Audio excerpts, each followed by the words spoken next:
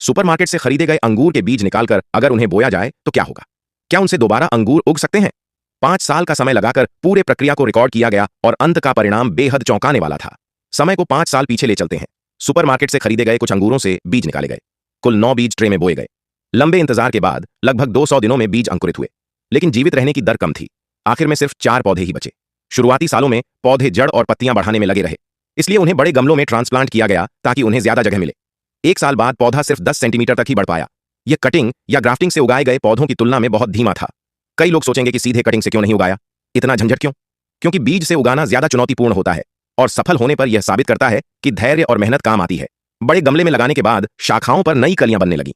नियमित रूप से खाद भी दी गई ताकि पौधा अच्छे से बढ़े।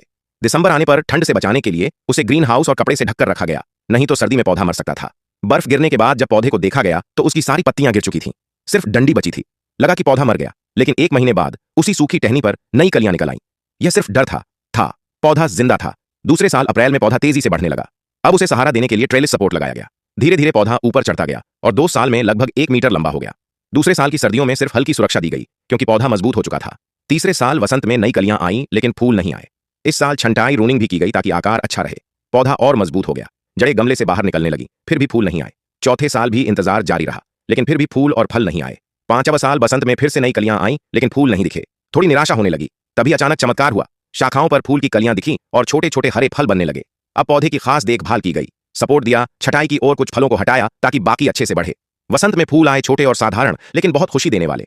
कुछ ही दिनों में फूल झड़ गए और बिना किसी अतिरिक्त परागण के फल बनने लगे। गर्मियों में फल धीरे धीरे बड़े और मीठे होने लगे। उन्हें पक्षियों और तेज धूप से बचाने के लिए कवर किया गया।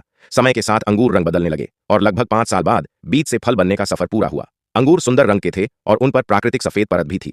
शुगर टेस्ट में मिठास 20 निकली, यानी पूरी तरह सफल। 5 साल का इंतजार बेकार नहीं किया, क्योंकि धैर्य का फल सच में मीठा होता है। नेक्स्ट वीडियो किस पर बनाऊं, कमेंट में बताएं।